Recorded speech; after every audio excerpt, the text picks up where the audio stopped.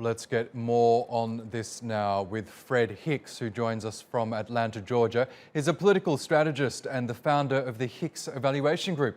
Thank you so much for joining us on TRT World. Firstly, what are you expecting from Derek Chauvin's sentencing on Friday? Well, according to sort of sentencing standards in Minnesota, it looks like we could have anything from 10 years to 30 years with respect to the sentencing.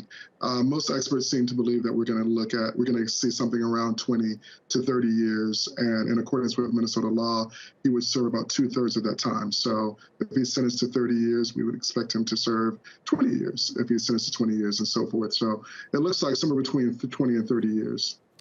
There's still no guarantee, though, that Derek Chauvin will actually get a harsh punishment on Friday. In fact, police who kill in the US often receive lenient or no punishment at all. Do you think Chauvin's case will be the exception to this? Well, based on what the judge said after the conviction, it certainly seems that way. The judge took into account, or appears that he's going to take into account the fact that this murder took place in front of a child, and there's a special provision for that within Minnesota law.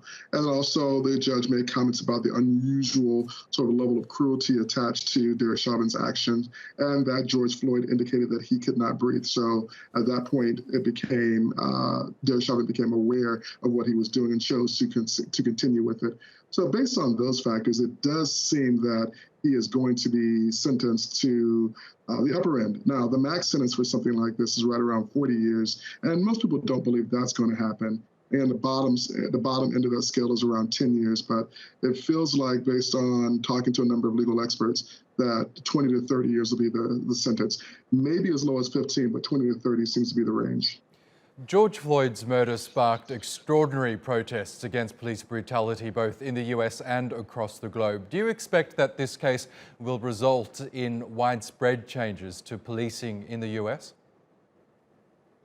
Well, if the time that we've lived in between the sentencing and now is any sort of indication, probably not. No, honestly, what we've been seeing here in the United States, within each individual state, many of them anyway, is really what I call a backlash. That is a number or a spate of legislation that prevents or punishes protests and that gives extra protections to police. So instead of moving forward and being a little bit more progressive, what we're seeing, particularly in southern states like here in Georgia and Florida and other places like that, we're seeing, again, a backlash from state and local governments to really punish protesters and give additional protections to police rather than more protections to the people who are harmed.